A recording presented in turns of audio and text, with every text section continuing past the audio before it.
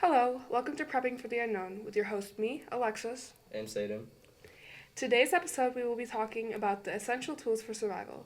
We also have Mr. Callahan to join us on our topic today. A little to know about me. I've been prepping since I was 10, gathering little tools, essentials.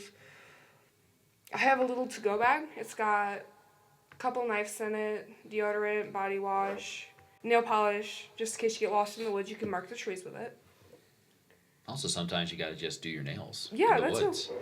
Just because you're lost doesn't mean you don't have to be fashionable. Absolutely. I might switch it out for pink nail polish now. Make sure it's Wednesday. Let's hear a little about Saden. Well, hi. I do firefighting.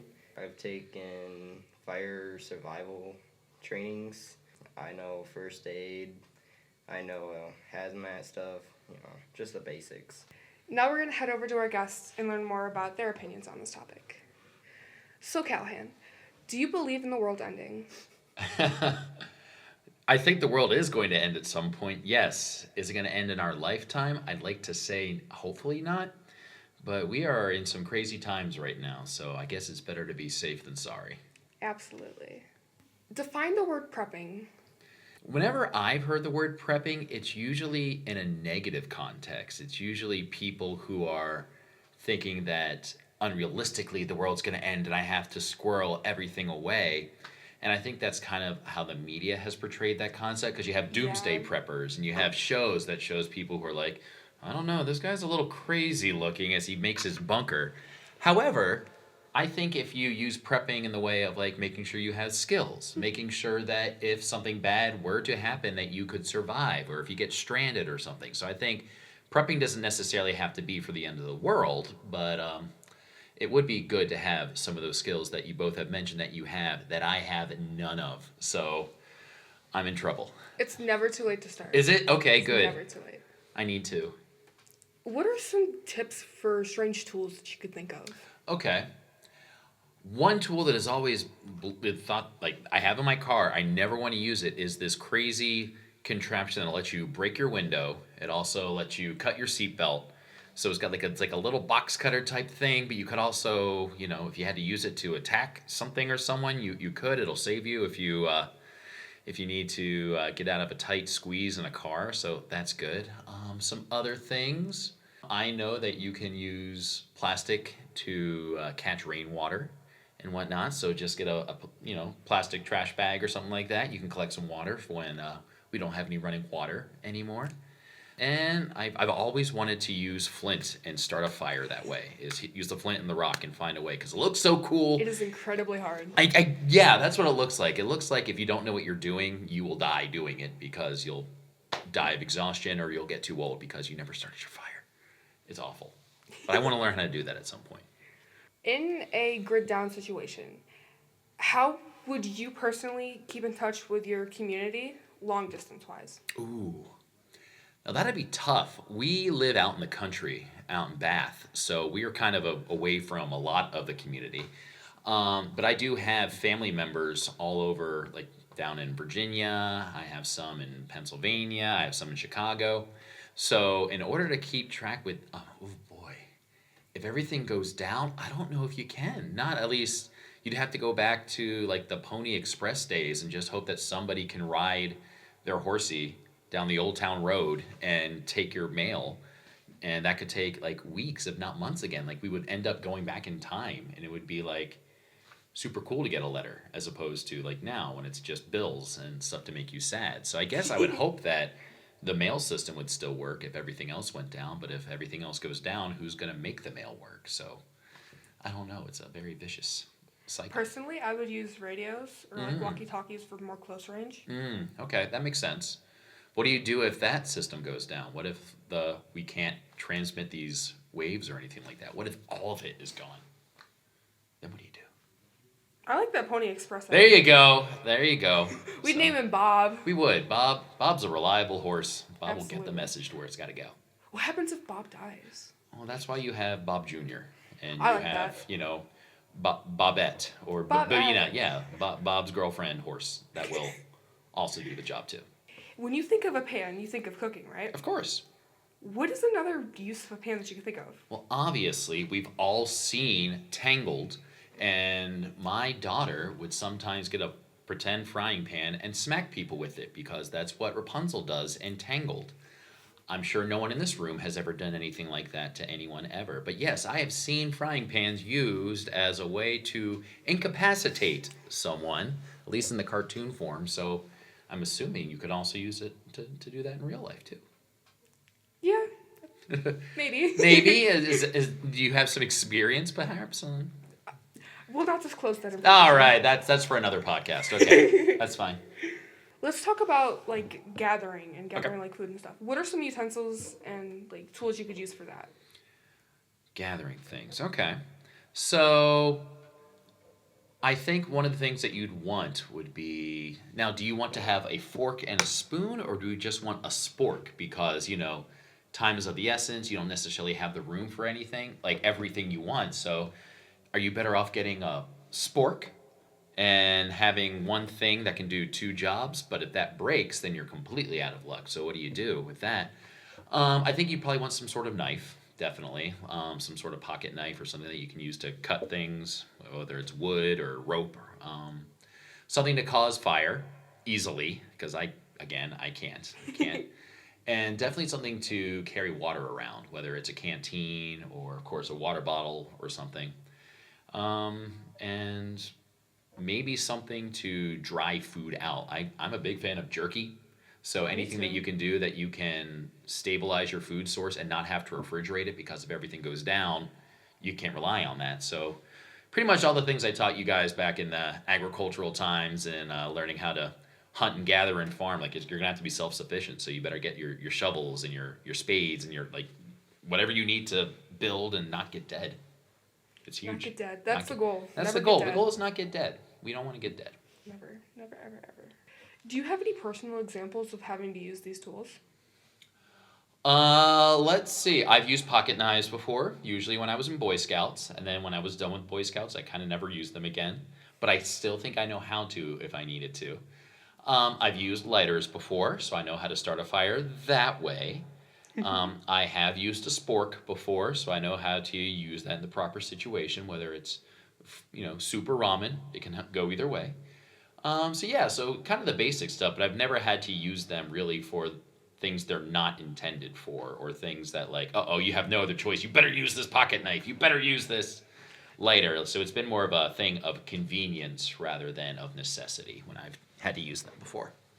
Can you tell us more about your Boy Scouts experience?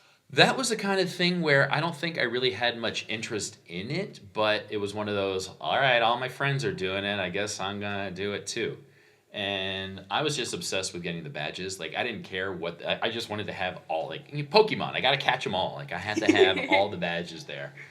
But, like, I remember going camping. I remember building the Pinewood Derby car. And that was, like, the coolest thing. It's just you build a car out of a block of wood and you roll it down a little track, and it's really, really fun. Didn't win or anything like that.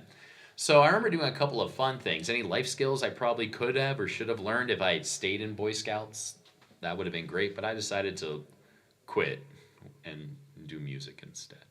So. That's okay. I mean, at least you'd be entertaining around the campfire. I was. I've always been entertaining around the campfire. That is true. What do you think ODB would think about the end of the world? Can we give our listeners a little backstory on ODB? ODB is a mutant of a man who I assume is still alive, who worked at the first job I did, and he one time stabbed himself in the hand with a fork and didn't realize it. And I had to point out to him that he had stabbed himself in the hand with a fork. So I don't think ODB can feel any pain. I'm sure he is approaching 100 at this point, and much like I've said when I've told that story, when the world does end, all that's going to be left are cockroaches, Twinkies, and ODB. ODB will outlive us all and will become the new supreme ruler post-apocalypse. Absolutely. He will control all the zombies, or whatever everyone believes in. He'll rule with an iron fork in his hand. Absolutely. What do you think he would think of the apocalypse? I don't think he'd know anything. I don't even know if he knows where he is today. Like, I don't think it would look any different. He would just be ODB with a nuclear explosion going off in the background. Like, it would just be fine. Be like one of those action scenes in a movie Walking away, looking cool. with his fork in his hand. Can't forget that. Third time this week. Yep. Third time this week. If you were to start prepping like majorly right now, what would be the first step of your plan? Find a location. Find a location that I think can be sustainable, but also not super popular too. So I want to be able to get like if I need to be able to gather berries or get clean water, have all that, but without having to compete against everybody else because once the supplies get low, people start to get less friendly when it comes to sharing. So I probably would look for a good strategic location that can help protect me and my family and keep us survive without having to defend our claim 24/7. That would probably be the first thing I do. Yeah. I heard that I think it'd be your father-in-law has a cattle farm. He does, yes. So we would probably stay close to there because You could always slaughter the cows. I don't want to eat Annabelle, but sometimes if I gotta eat Annabelle, I gotta eat Annabelle. If there's nothing else, like it's really tough to eat a hamburger that used to have a name. So I don't want to, but desperate times call for desperate measures. We also have, there's chickens up there too. So like we could have eggs. That'd be We're near a good. creek, so we have some running water as well. Don't forget to filter it. Filter it and clean it. 100%. Yeah, I'm definitely not trying to get any kind of dysentery or weird Oregon Trail disease from any of this. So no, thank you with that. But and we also have tons of cats around to protect us from. Oh, I thought you were gonna say we could eat the cats. No, we're Have not some gonna- Chinese food. No, stop. No, we're not eating any. Well, hopefully we're not eating any of the animals, but I can't eat the cats. That would be mean. That would be mean to the cats. Well, I mean, they keep the rats away, so you wouldn't get like Which is black true. plague from the fleas on Which the is rats. true, right? I'll starve to death. I won't get the plague. So there's trade-offs. There's just I trade-offs. think I'd rather starve than die of the plague. I think you're right. I think I'd rather not do either. But if I had to choose, yeah, fleas on rats and horrible boils and stuff, like not for me. That's not my scene. Not into it. Is there anyone in your life that has gotten you into like kind of prepping? Well, my in-laws, the ones that live on the farm, were preparing for that. Not necessarily for that kind of thing, but when COVID happened, that was a big thing when people were starting to hoard, hand sanitizer, And toilet paper? Because when everyone's got to go, and there is never a convenient time to be like, oh, I should go get some toilet paper. Like, it's one of those things that like it's better to have it and not need it than need it and not have it. So with everything getting backed up, nobody had toilet paper, and so it became like super valuable. And that could happen again if like the grid goes down. All of a sudden, if it's those who have the resources, and if the resources are toilet paper, like that becomes more valuable than money. Like it's crazy. So we were getting things like canned goods. We did get like some toilet paper, not like all the toilet paper, but like enough to get through a little bit. So I've seen that work, and COVID came and went, and we're all still here, so we didn't have to get all prepper, but it was interesting to see like that kind of get more mainstream for at least a couple of years, that people were kind of buying into the prepper lifestyle. COVID is a really good example of something very strange happening in such a short amount of time. It was very easy to see who was more prepared for it and less prepared for it. Oh yeah, and I think the vast majority of us were not at all. Yeah. We didn't know how to social distance. We didn't know how to do any of this stuff, and it probably lasted a little bit longer than it had to. But we're here.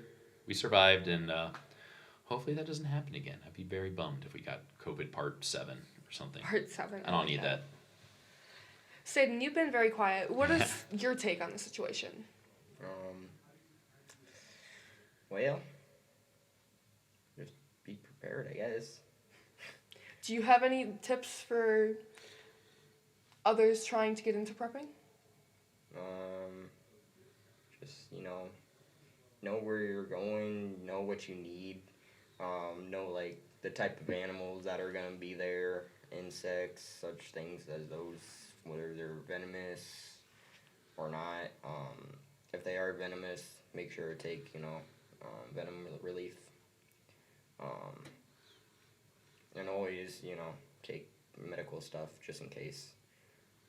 So, yeah.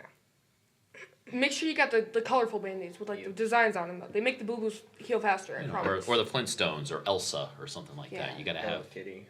a Hello love Kitty Hello for Kitty. sure. I would still rock a Hello Kitty one today, definitely. What do you think is the most realistic scenario where those skills would come into? So instead of like the world ending, is there another scenario where you could see yourself needing these skills that you guys are talking about? Like what? And in the normal day, where would it be important to have these type of skills? Well, right now with Orange County and New Jersey with their wildfires, we need to have the stuff there. At this point, we're not even fighting it with water. We're just fighting it with fire. Oh. So. Could you explain more about what fighting with fire means? So that's when we intentionally catch the other side on fire, so it goes towards the actual fire itself, not giving the other side of the materials to burn, so it'll get to the point where they collide and just burn each other out. So it's like burning the candle at both ends. Eventually, they're going to meet in the middle. There's not going to be anything else for it to take as oxygen and energy and just bleh. Yep. So is that more like a controlled burn type thing? Is that like when you're directing it in a certain way? That's interesting too. So fighting fire with fire, like that's you hear that phrase, and it's interesting to actually be like, this is what it means, and it actually happens. Yeah. So that's really cool. I didn't know that. Another scenario where I think having this knowledge and stuff would be good is if you were ever like kidnapped or something, you could use the knowledge that you have to help you get out of the situation, or at least make it a little tamer. Oh yeah, and we live in a society now where there's big fears of human trafficking and people getting snatched up and whatnot. And I don't know if I were 10 miles away from anything I knew if I would know how to find where north is, or how to find there's okay, find where the moss is, and that's usually where north is on a tree or something, or follow water sources because that usually leads to some sort of place where people live because people need to be near water. So I know a couple of basic things, but yeah, if it got super cold or something like that, or if I hurt my arm or something and I needed to make a splint or something, I don't think I know how to do that. I should probably teach my daughters how to do that. I don't want them to get... Teach them the essentials. And what are the essentials? Always wear a JoJo bow. Always wear a JoJo bow. Be prepared. Be prepared. And know where you've been. And know where you've been. I like how JoJo was the number one thing. Oh, always. We love JoJo. My dad actually got me into prepping. He gave me one of my first knives ever. And I've just always watched him hunt. And we've been fishing together since I was little. I've watched a lot of YouTube videos on how to do gutting fish, gutting animals. YouTube is amazing. Use it while you still have it. Before the grid goes down. Seriously, because then you can't use it. And you can't, but that is actually a really good idea. You may not have tons of people in your life that are skilled in those types of things, but yeah, just go to YouTube and you can find tons of tutorials on how to do this type of stuff, and just, kind of teach yourself, I guess, if you need to, if you're that interested in it, and there's really nothing stopping you. So maybe I should take my own advice and learn how to do some of these things then. Absolutely. Thanks to YouTube. Think outside the box. You gotta be more creative. There's a lot of uses for stuff that we have just lying around our house that we wouldn't think to use. You could use cords and cables to tie stuff. Yeah. To make a tourniquet or something like that. They'd be a little too thin for that. But if you had nothing else though, it's better than nothing. Not much better, but it is better than nothing. So I could see that being useful, as knowing how you could repurpose the things in your house for the stuff that they're not necessarily made for. But if we were in this room now, we could use some of these power cords or the Ethernet cables, or most of this electronic equipment's not going to be very helpful when the power goes down, but yeah, we could always tear it apart for all the stuff that's on the inside and use that for other stuff. Yeah, maybe the glass in some of these things could be useful or something, or I could smash somebody with one of these camera stands or whatever we need That'd to. That'd be pretty cool to watch. It would be. I wouldn't want to, but when the zombies come, it's every man, woman, and undead person for themselves. How long have you been prepping, Saden? I guess a year since I've started the fire department, but yeah. Is that something they do? Is that big in the fire department? Are people preppers in that department because they are in these types of situations where they see people struggling and like being in bad situations. So having those types of skills to help people out might be helpful. So all of our trucks are already prepped and everything. So every truck we have has a med bag just in case we're like out on a fire or something and somebody's injured and there's no ambulance on scene. We can instantly grab the medic bag, go help. The majority of the trucks have bottles of water, so whenever you're thirsty, we got that. Majority of the trucks we do have are equipped with AEDs, gloves, stuff like that. Gotcha. For those that don't know, could you explain what an AED is? Oh boy. So AED is a defibrillator, and say you go into a cardiac arrest or you stop breathing and your heart stops. We open it up. There's pads in there. You take them. You put one on the upper chest, upper side chest area. One at the lower, and then there's a button. You press that button, it'll tell you whether there's a shock required or no shock required.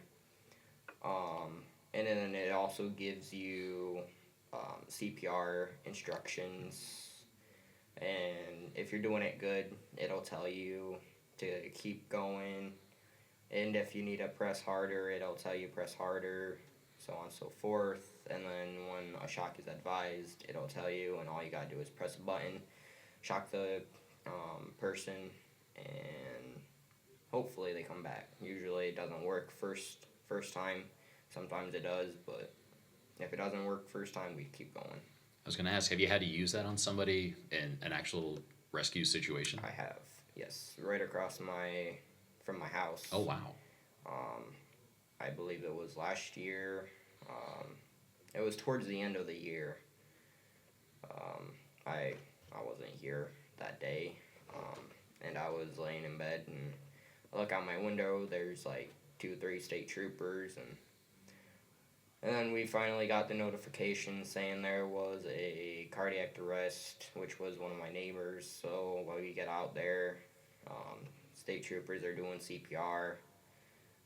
Myself and my chief get on scene because I'm right across the street. He drove.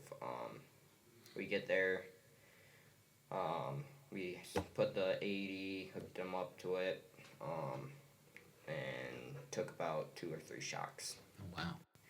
Knowing this information you know now, is there any tools you would add to your arsenal? How to use an AED? I think that would be great. Yeah, one thing I'm thinking as I was hearing all this stuff, I'm like, all right, so when everything goes down, I need to find either an ambulance or a fire truck or a cop car to steal, because chances are they're going to be loaded with life-saving gear in it. So now I think fire trucks have now gone up a little higher on my list, especially because you got the ladder too. That's got to be helpful to, cross some terrain. It's got water built in. It may not be the best water to drink, but desperate time. It. I mean, I wouldn't want to, but you can boil it, or you put the water, cleaning mechanisms or whatever in it. I think it's 2 drops of bleach per every gallon, I want to say. Not 100% sure on that. Don't quote me. So the 2 things I've learned today from this interview is drink bleach. Don't drink bleach. And steal a fire truck when everything goes down. I've learned a lot today. Thank you. This has been... Absolutely. Thank you so much for joining us. Of course. Stealing a fire truck is easy. We keep the keys in the ignition at all times. This is going on YouTube. I was going to say, hot tip, kids.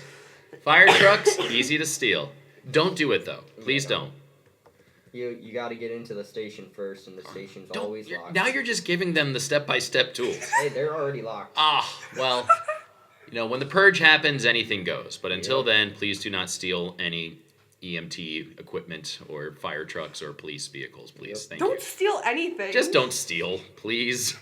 Be good humans. Just be good. Just be cool.